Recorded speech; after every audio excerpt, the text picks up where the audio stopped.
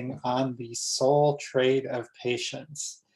Am I the only one whose patience is challenged right now? Is anybody else feeling a little stuck, a little trapped, a little bit like, come on, can I just get on with it? Well, many of us are in this situation.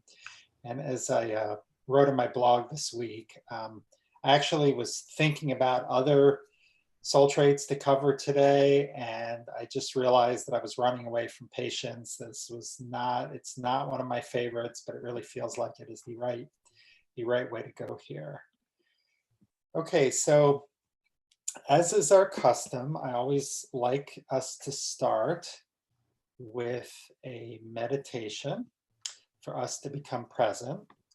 And today we're going to do something slightly different. We're going to do a little bit of a before and after. So maybe in the chat, just give us a couple of words. Sort of how are you feeling coming into this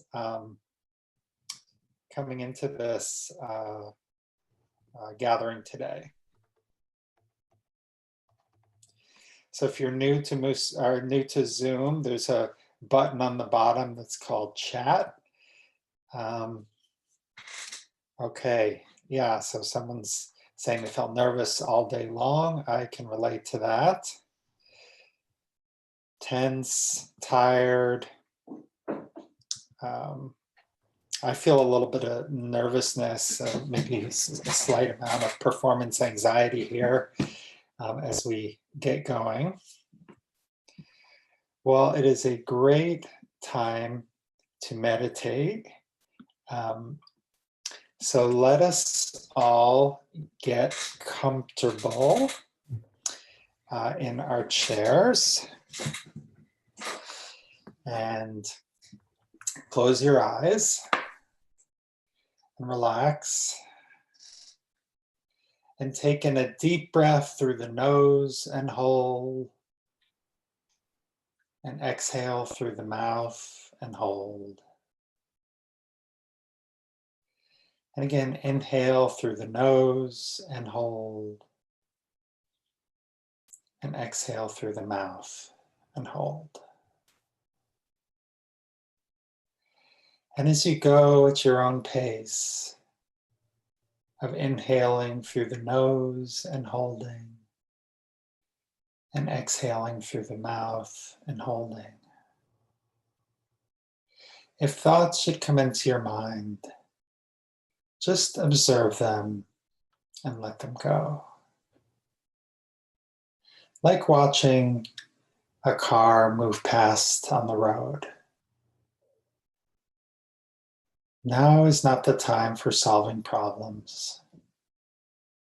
Right now, all you need to do is inhale through the nose and hold, and exhale through the mouth and hold.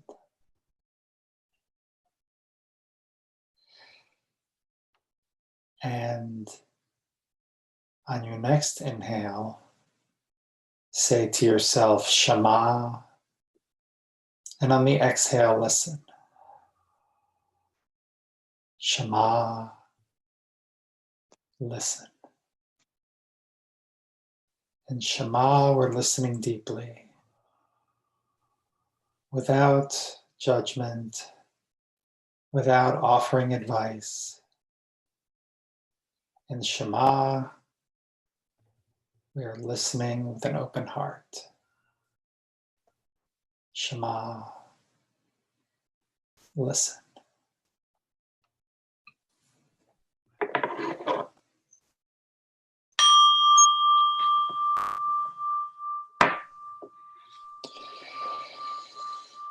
And when you are ready, you may open your eyes.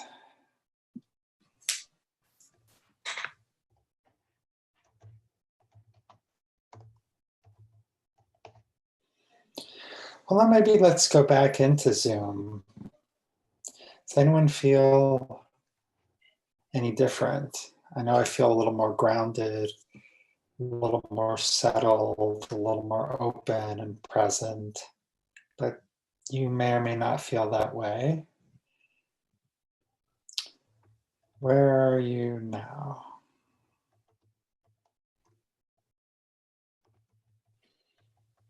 Less tension, wonderful.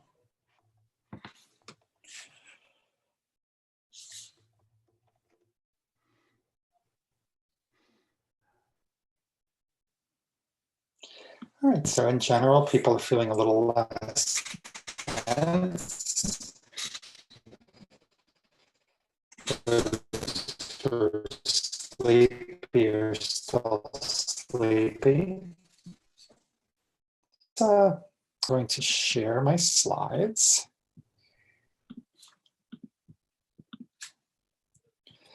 Can you see these okay? So give me I see some nods, some thumbs up, excellent. Okay, so as you may recall, if you've been here before, we always start with talking about one of the 4 Musar assumptions. And these are for people who are new to the practice, who may not have a lot of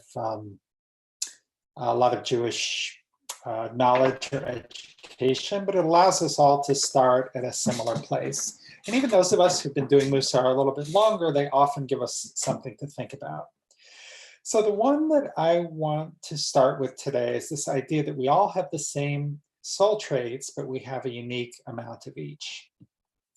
So you might feel like you're the least patient person in the world, or you have no patience whatsoever. But what Musar would say is that you have patience, but it's just out of balance. Or someone might seem to be miserly, but they're not completely lacking in the soul trait of generosity. They simply are out of balance. So what do you think of this idea, and what does it bring up for you? Why is this an important thing for us to remember? You can unmute yourself and just share.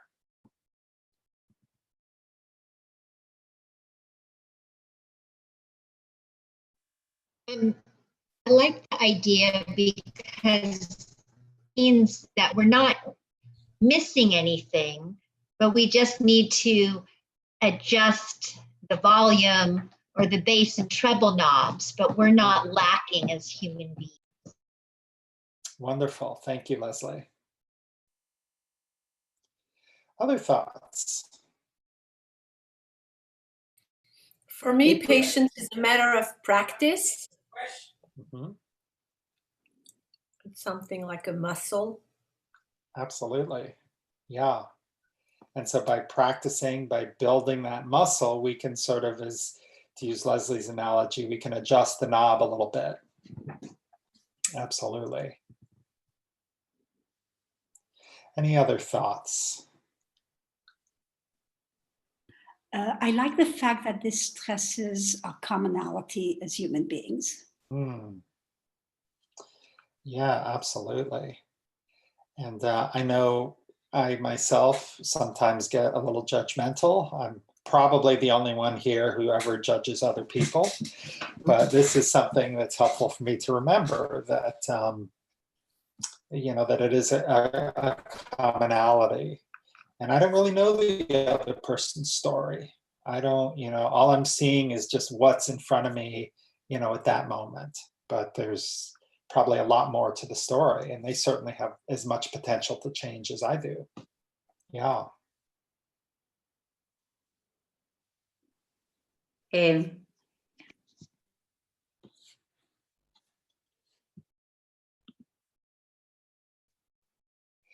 I thought did I hear someone else? It sounded like it, but. It was me, Oriela. Oh, hi. Yeah? Am I on? Can you hear me? Yeah, I hear you.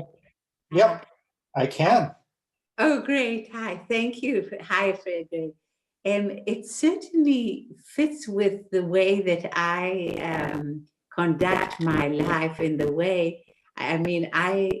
conduct my life on the premise that all of us are good, that we're born good, and that the reason that we don't always act like that is because we've gathered lots of hurts.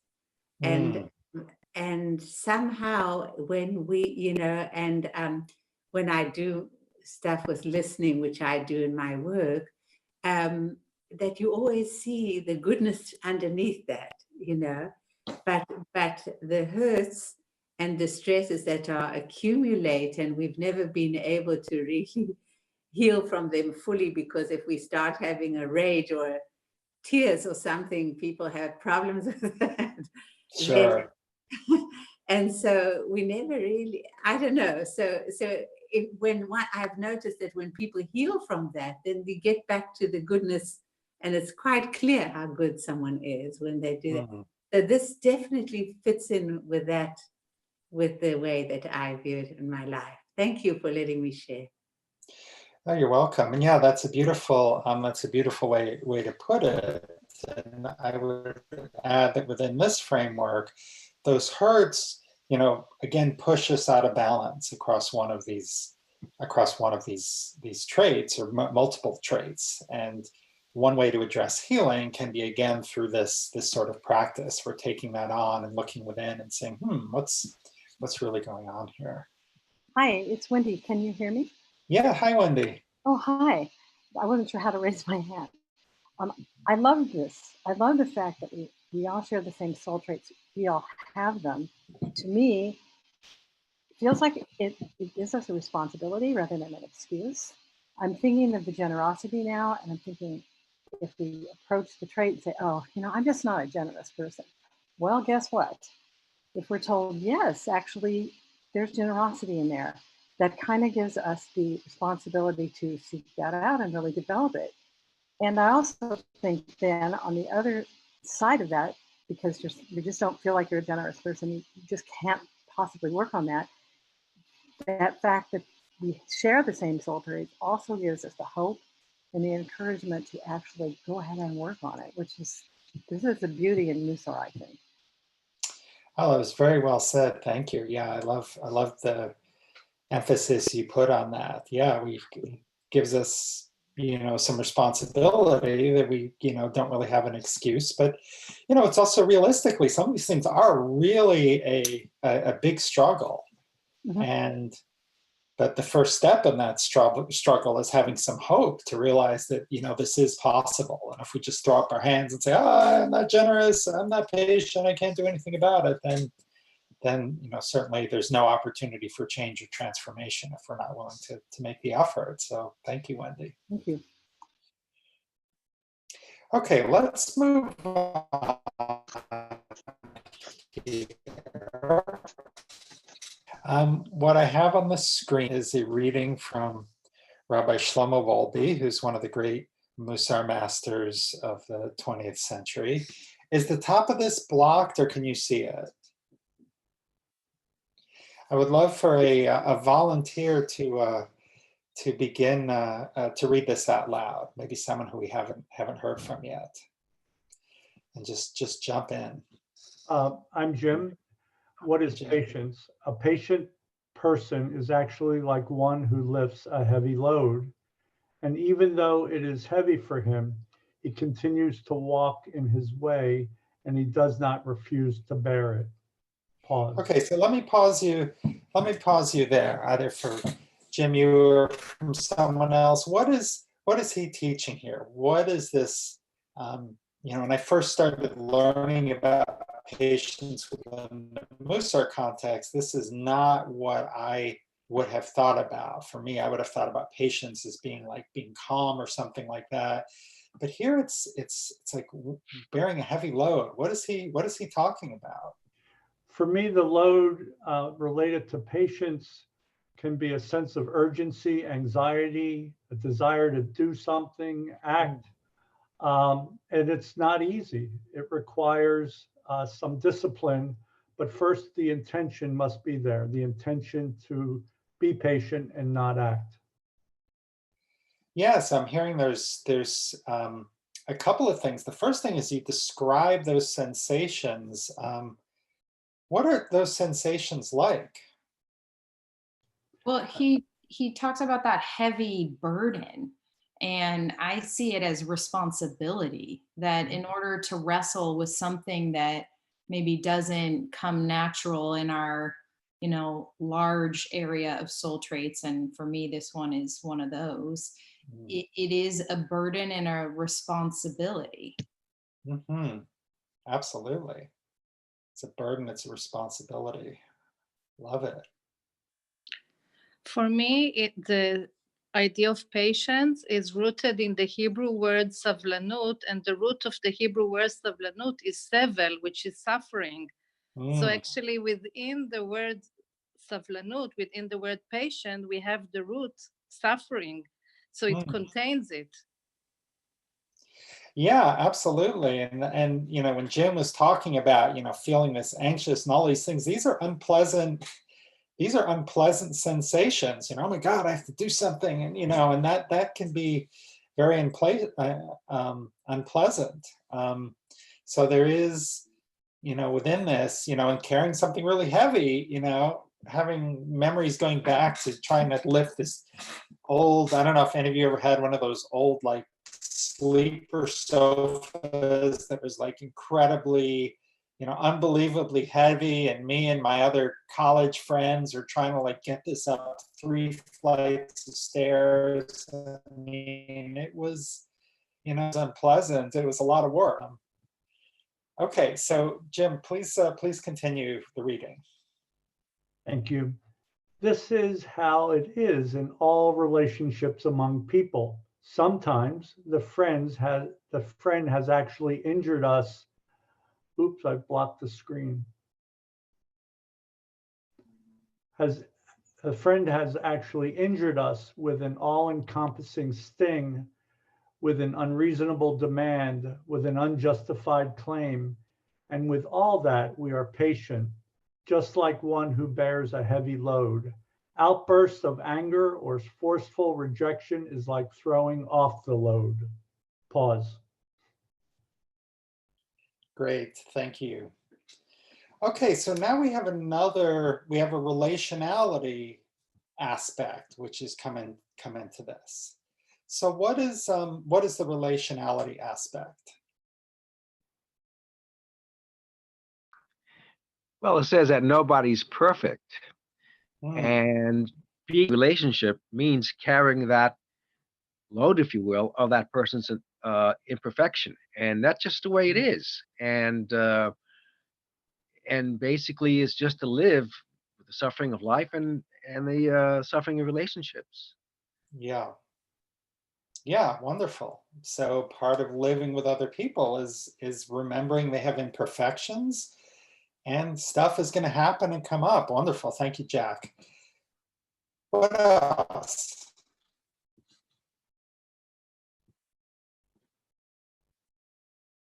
What do you make of it where he talks about sometimes the friend has actually injured us?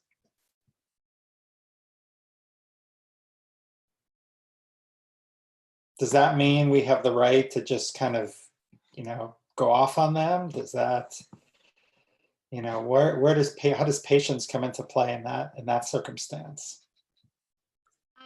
This is Leslie. I think along patience, when we look at patience in a relationship, we also need to look at love, because I think we can be more patient with people the more we love them. And sometimes there may be times when we don't need to be patient, not that we need to have an outburst, but maybe it's best to walk away. I mean, those of us who are parents have all had our toddlers again, and we love our children so much, we do it again, and without getting upset. But I think there's a mix of patience and love, and the combination changes how patient we are. This is Carol.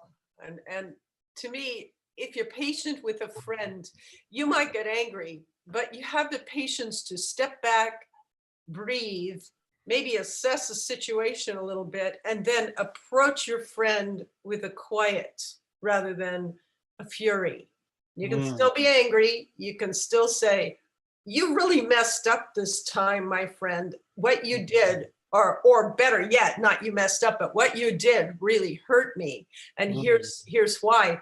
but you have to be patient enough to take a breath, maybe walk away for a little bit, and then come back so that you're not in retaliation hurting your friend and therefore putting giant tears in a relationship that was just slightly ripped a minute ago, or one thread was pulled a minute ago.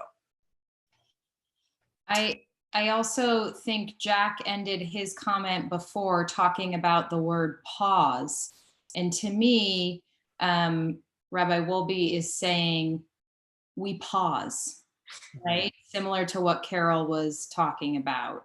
Instead of reacting, we pause. And in that pause, we are being patient and we are holding the load of whatever they have put forth. Yeah, thank you. And there have, I think it was in the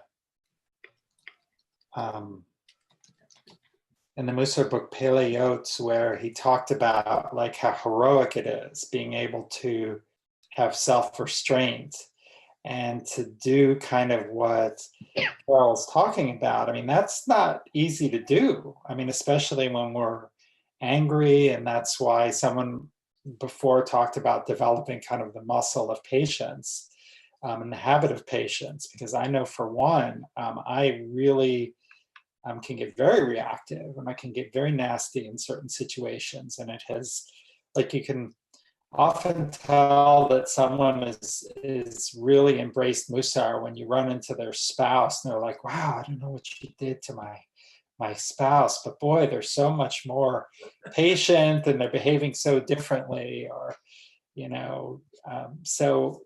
this really has a very important impact on our relationships and who we are. But there's nothing, I think it's interesting that there's nothing about here that says that we need to remain calm.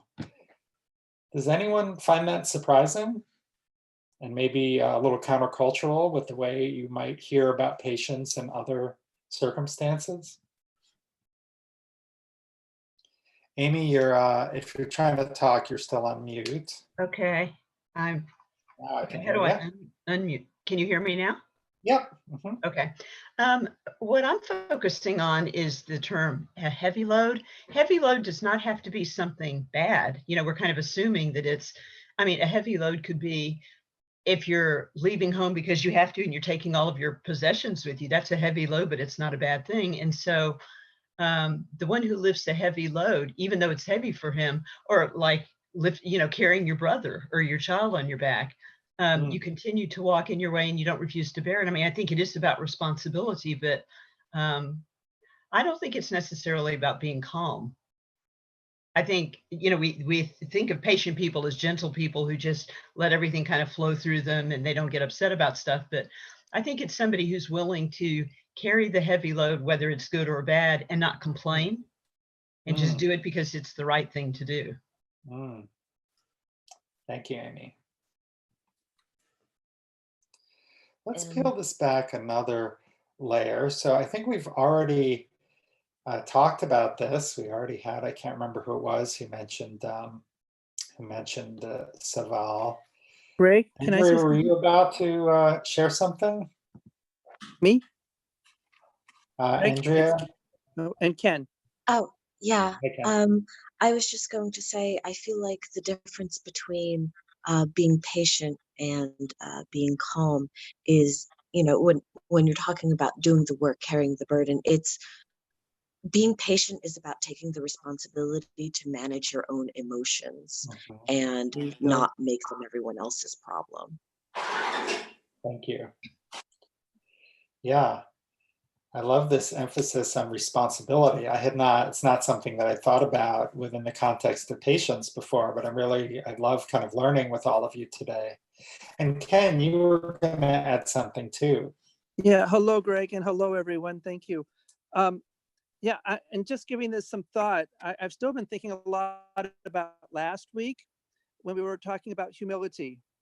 And during the week, I was looking about how much of that applies to what we are going through right now. When there's one far extreme to the left and one far extreme to the right. And the same is true in this case too with patients. And everybody's contributed and brought things in. Like love can be on one end of the spectrum, and the other can be what I call almost like a pressure cooker. You know, where it is the, you know, the burden, it is the stress, it is the anxiety. And when you talk about responsibility, it's how we respond to these things. And both of these, humility and then with patience, has a lot to do like where people are. I do believe that people are born out of love, and love is all there is, but everything else outside of love is man-made. And people are conditioned in certain ways and respond in separate ways. You can love somebody greatly, and yet if you're under great pressure, anxiety, overburdened, and things like that, it's, you know, how do you react? How do you respond?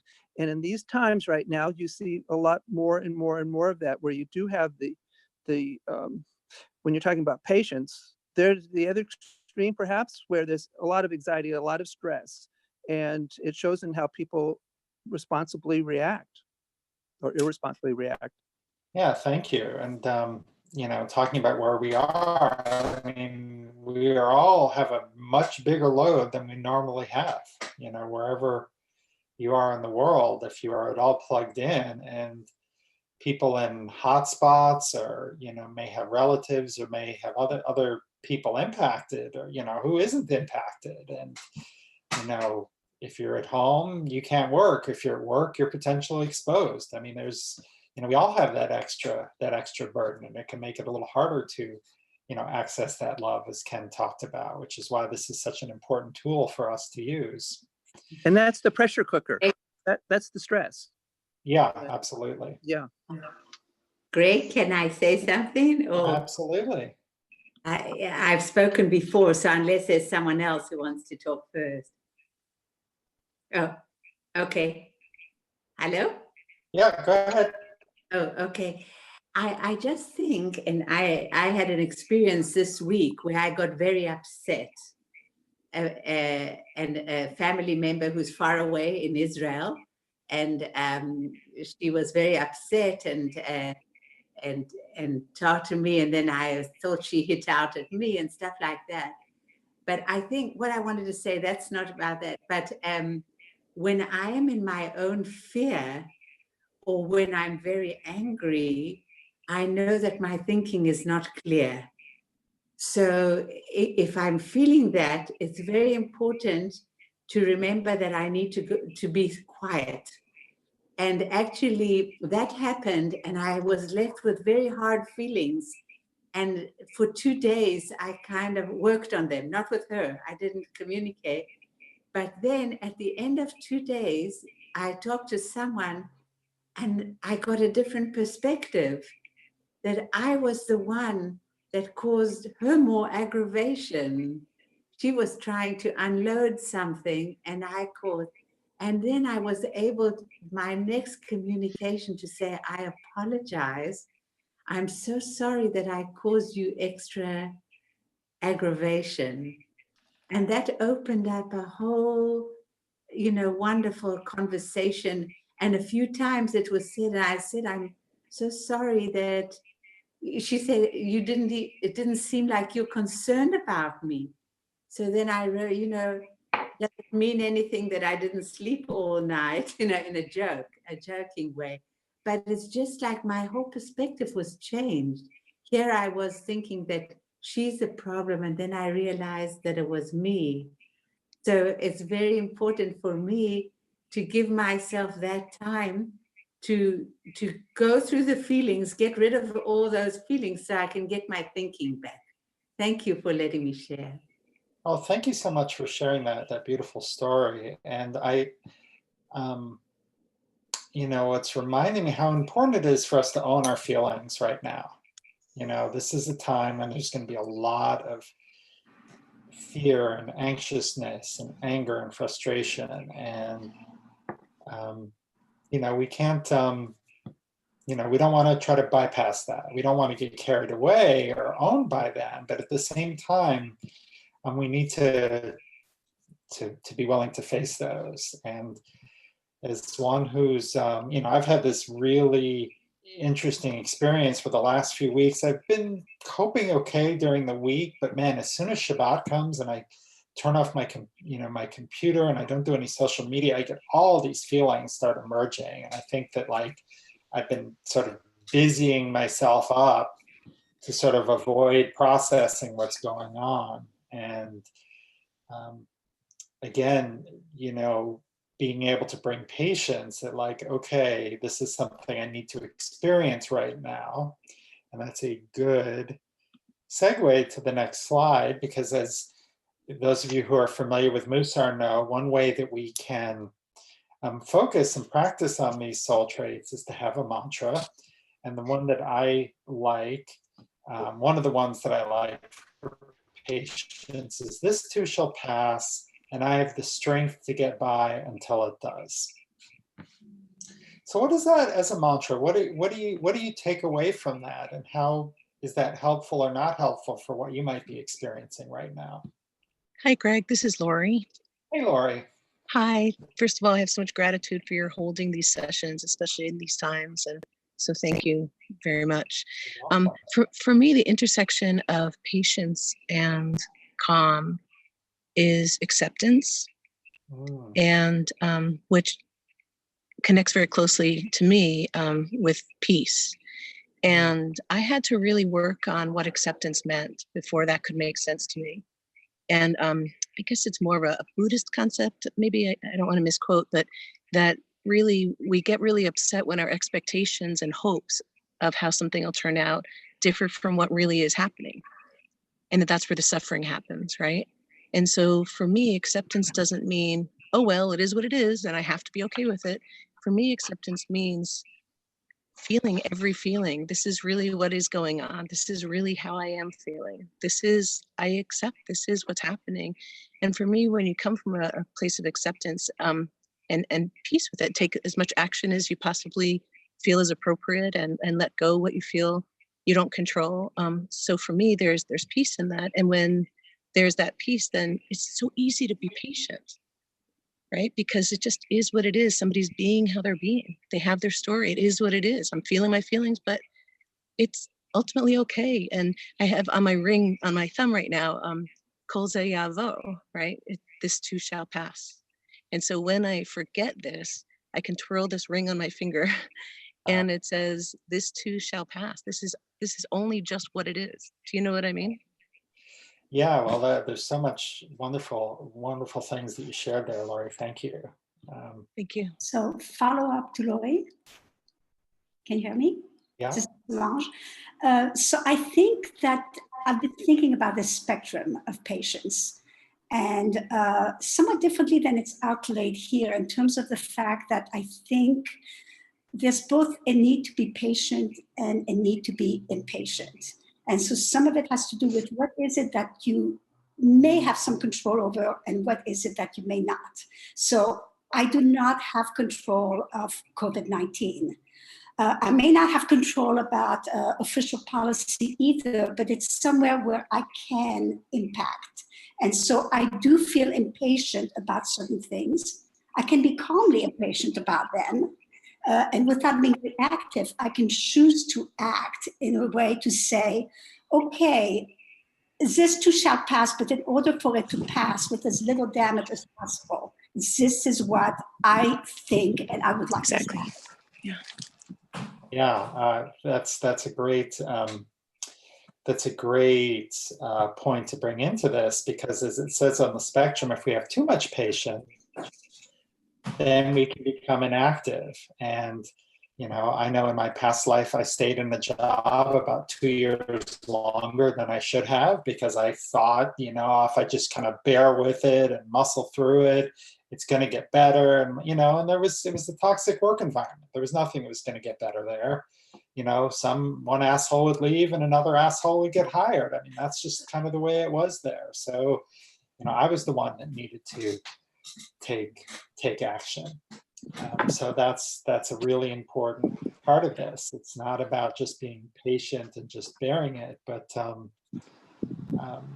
as Laurie said, realizing that things can pass can help us understand that this heavy load that we're carrying right now, it is temporary. And Greg, just a very quick follow-up, because I might not have been that clear, that I don't think that patience means inaction.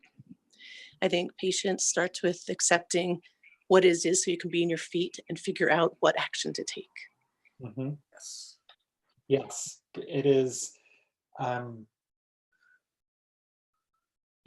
we're looking at soul traits, we might, be looking at one slice of the pie, and the other one I was thinking about was enthusiasm or alacrity. The Hebrew is zerazut, which is all about when we take action. So I think of those two as complementary. But like for those of us who, from like the higher level, in Musa, we're trying to figure out how do we act as a mensch, or how do we show up in our best way. And so there are multiple things that funnel in. And absolutely, I hear what you're saying. It's not simply about, it's a do I act or do I don't act kind of. Could I say something? Sure. Jenny? Hey, Jenny. Hi. I wanted to say that that's what I have trouble with, my response, especially to maybe a hurt from someone. And so I don't respond because I don't have the right words at the time. And I'm definitely not calm inside. So that's what I have trouble with, just on the spot, having the right words, or is it better, or not necessarily better, but another option is to attend to it later when you can figure out the words that you want to use. I just know that I am calm in other situations that aren't that kind, not a personal insult or whatever. I can be calm if I'm waiting in a line with 50 people, or if somebody, jumps in front of me. I can be calm about that. Or if in traffic, I never get upset about crazy drivers, but it's the personal insult or attack that I'm not calm. My response isn't one of being calm. Yeah, well, you're bringing up a really important point, which, we all have the things that are going to push our buttons, and they're all going to be different. So you are calm in traffic.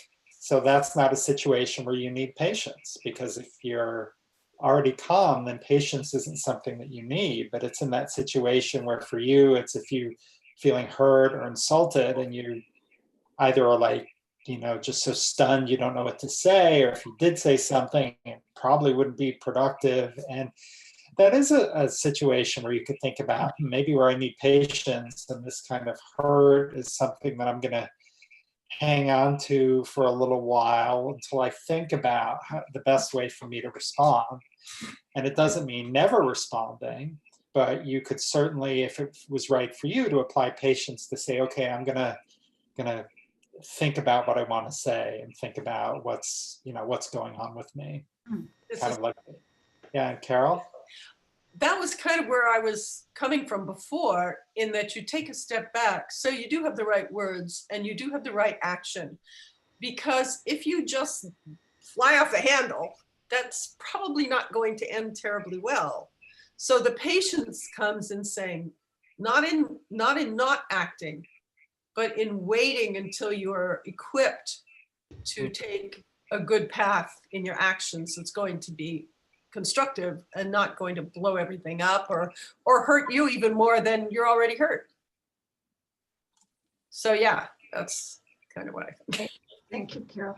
I'm going to move a song, so I want to make sure we have plenty of time. Last week, I thought that when we got into the pairs, we were a little bit rushed, so I'm going to make sure we have enough time for that. And it's coming to be a point that we just saw, being in the presence, being in the present. Would someone have a volunteer to read what Rabbi Zelig Pliskin had to say? I'll read. The essence of patience is to live in the present. We are impatient because we want to be in the future faster than reality will take us there.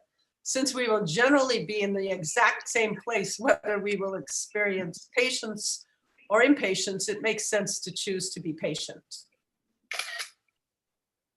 Okay, so what I'm going to do now is I'm going to split you up into separate rooms. So you're going to see something come up on your screen that says join room. And when that comes up, click yes, and you'll be paired with another person. And I'd like you to talk about kind of where you are today, dealing with the current, with the virus and the current situation, and how this idea about being in the present or wanting to be in the future kind of applies to where you are. So I'm going to stop the share. And let's see now. Breakout rooms.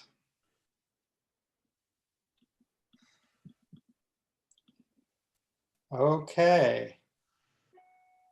So here we go.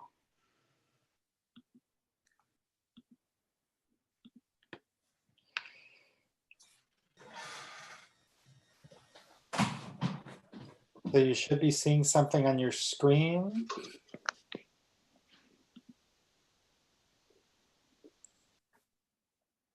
Okay, so just click join. I see some of you are joining and you're disappearing. That is good.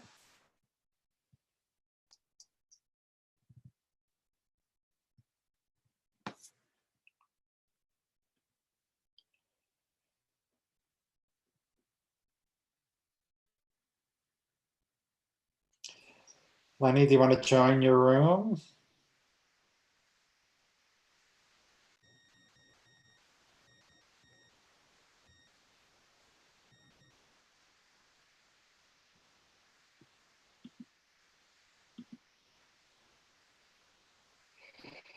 Grace, you want to join your room?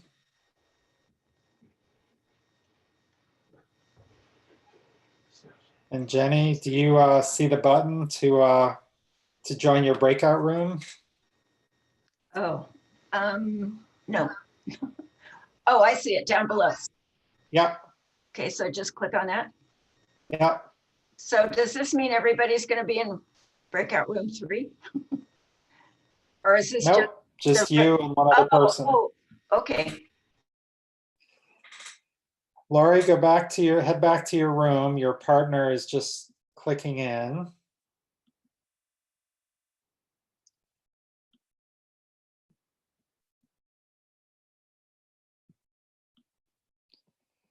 Okay, Grace, you still there? Look like you might be frozen. All right, let me see. I'm gonna move Lenny to a different room then. Okay, those of you who are on Facebook, I'm gonna have a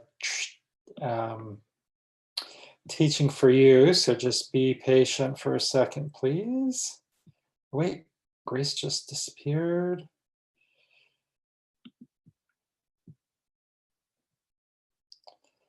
To room 8. So Lenny, I'm going to move you to room 8.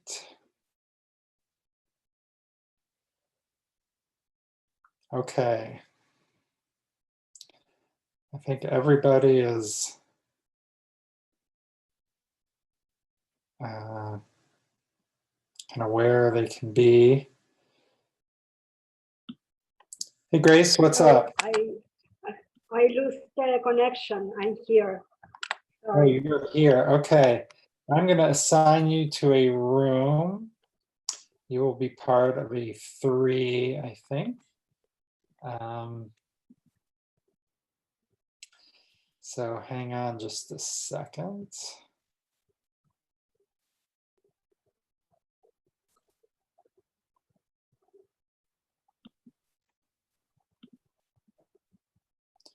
Okay.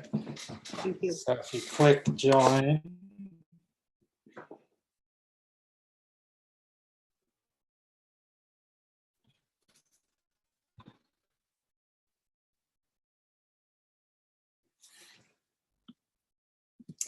Okay, so for those of you who are watching on the live, I have a teaching I want to share with you. I don't have any slides, but it's a story in the Talmud about someone named Rav Preda. And he had a student that he would teach on a regular basis. And the student was really not a good student. And he was probably learning disabled, and Rav Preda had to repeat every lesson 400 times. So he would go through the lesson 400 times in a row, and finally the student would learn it. And you can imagine, immediately see the value of patience here, because this is, repetitive, tedious. One day, someone came in during the lesson, and Rav Preda got up and talked to him. And it turns out another member of the community was sick, and Rav Preda said, okay, I'll go and be there with them when this is over.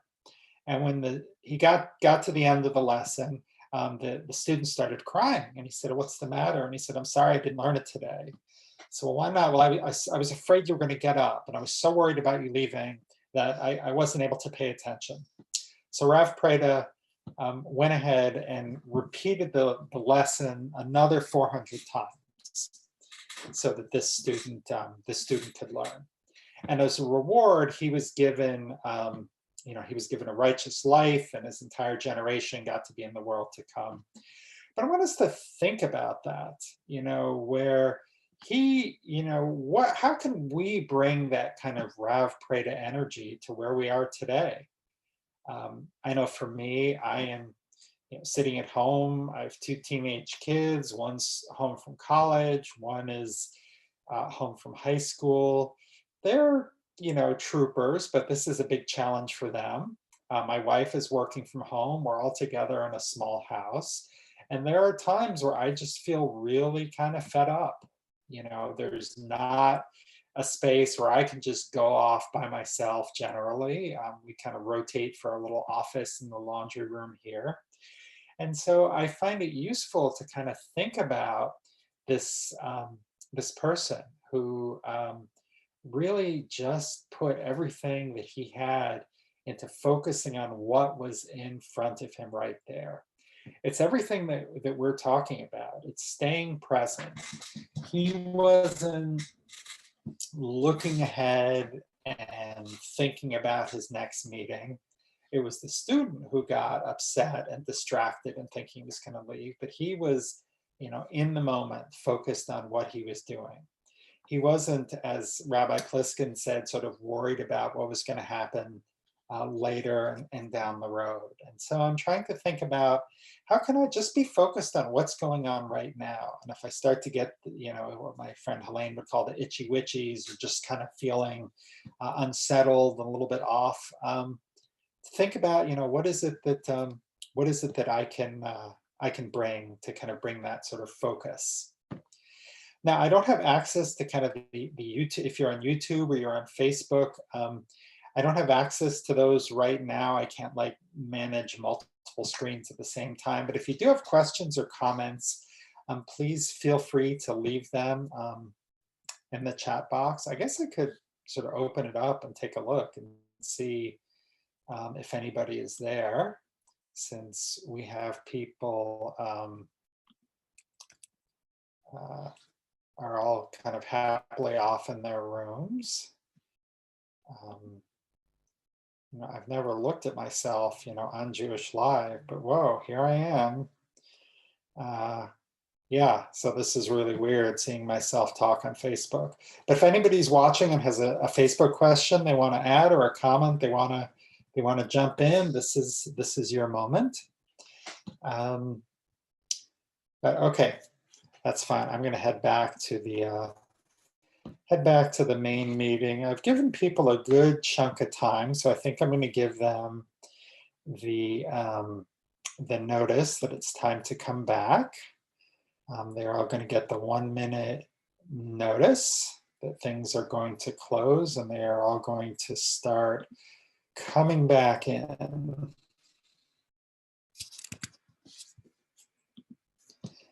And because they're not coming in right away, that's telling me that we're having a really good and interesting conversation that's going on in the breakout rooms, which I think is wonderful. That's why I call this a community gathering.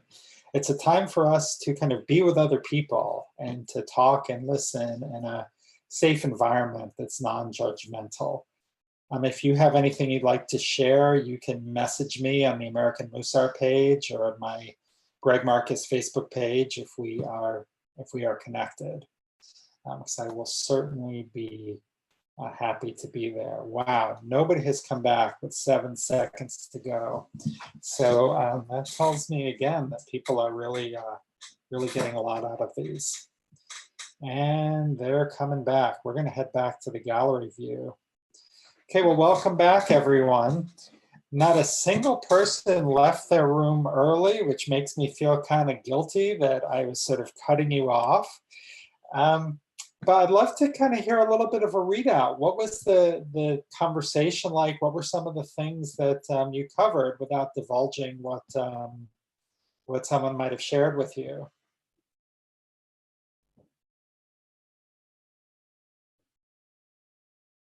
Yeah, Lori. Oh, you got to unmute yourself. Okay, I've unmuted you. Okay. Just, how we're feeling and then just basically what we're doing, like how we spend our days, like to kind of just stay in the moment and just like what we're doing, like what our daily routine is and that kind of stuff. Wonderful. Thank you. I had a delightful time in our room talking and felt a connection and a sharing. And the two of us could honestly express some delight of the opportunity that this crisis is bringing us in a lot of different ways, not being indifferent, of course, to the suffering. Hadassah, thank you. Beautiful. Well, good. Well, I forgot to say this ahead of time, but please feel free to reach out and connect on Facebook or trade email addresses or phone numbers. If any of you want to continue the conversation, you can use the chat function and send a private message to the person that you were meeting with so that you can continue to connect. Other thoughts, or anyone else like to share something that you found meaningful? Ken. Yes, hi. Thank you, Greg. My partner was Jack, who's, I didn't realize, Jack's in New York. And we talked about, he's fascinating. And he was talking about, there's the fear of living in the future, thinking about, the unknown as to where we're going. And that takes him out of the present. And by golly, when I talked to him, I mentioned that, well, I'm right now in the present with you. And he just stopped his track and looked at me and smiled and he says, well, thank you. And then I wanted to just listen, and he was coming out with things. He has just written a book. He talked about boredom, because I had mentioned that I don't see how people can be bored. People say, I see it all the time where people say that they're bored, but I think that there's so much to be creative that we can do. I asked, do you have hobbies? And his face lit up. He just wrote a book on poetry. And I said, that's something, his tour now is off, but I said, virtually right now, there's so many people who would love potentially to hear you, to see you, and the poetry can mean so much to everybody. And instead of being just, neighborhood by neighborhood, with a visit at a time, you could be in different cities, different states, different countries now with the power of the internet with this book. And it was a wonderful conversation. I want to make sure everybody gets a chance to share, but I'm so glad you had such a open-hearted conversation, and what a wonderful champion you've become for Jack's book of poetry. That's wonderful. Thank you. The other thing he mentioned, though, too, Greg, was nature. He mentioned he was in line and everything's blooming, and he was really in the moment with that nature, and it was really touching.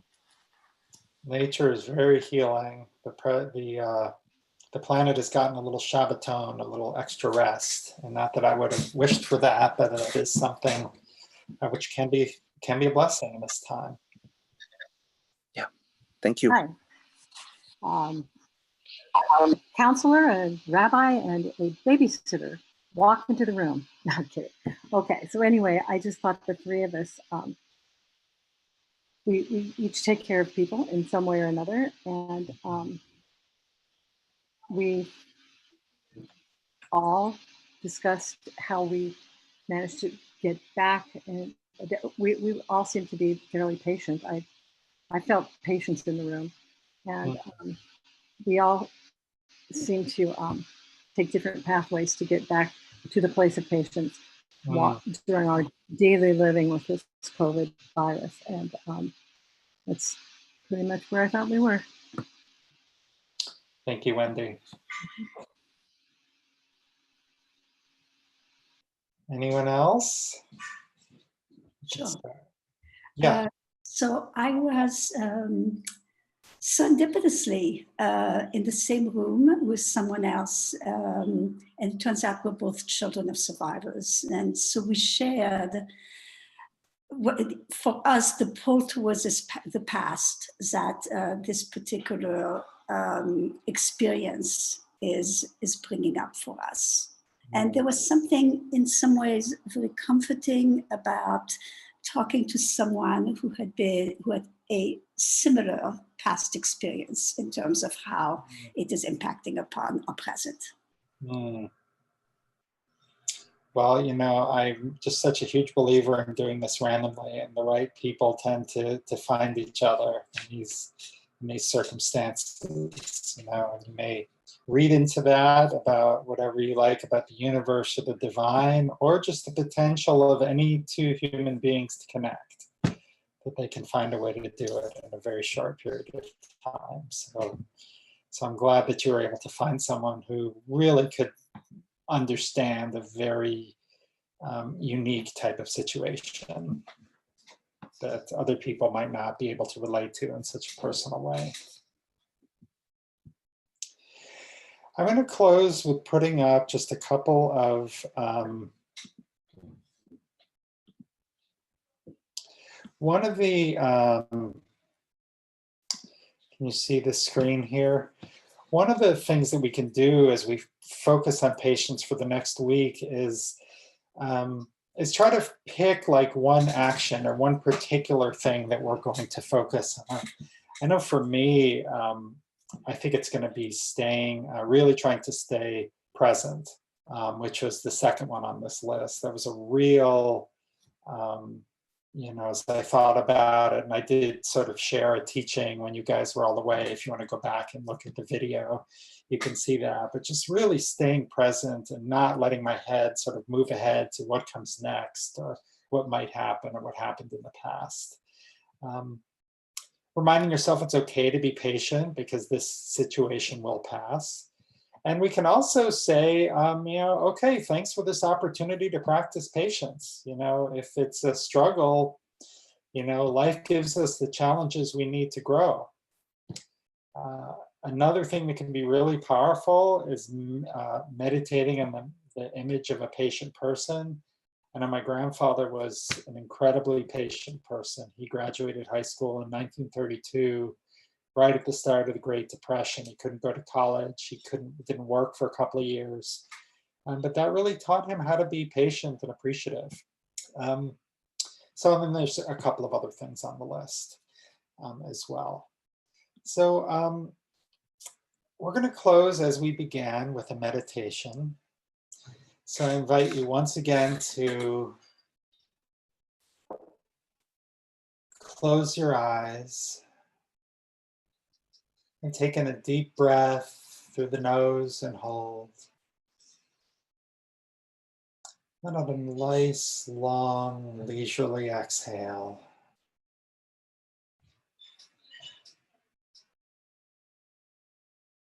And tilt your head back and smile.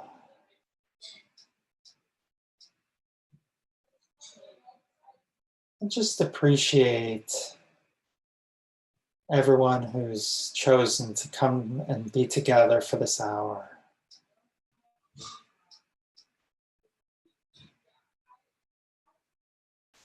The opportunity for authentic sharing and authentic listening.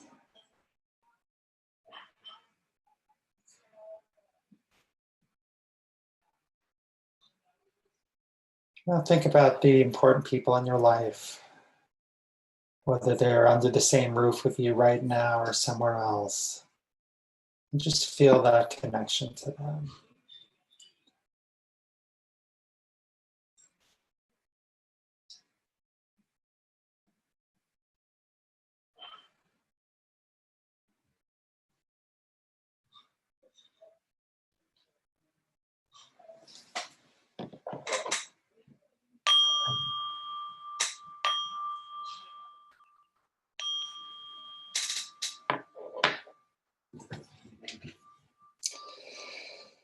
Thank you all so much for being here today. We will be back again next Thursday at the same time. You are invited to come to the American Musar website if you'd like to get on my email list. I send out an email newsletter every Tuesdays, which kind of previews what we'll be talking about on Thursday. And I also want to encourage you to be generous during this time, to find an organization to go give to. That regular practice of generosity can help us also feel engaged during this time. So have a wonderful week, and don't hesitate to be in touch if for any reason. Thank you.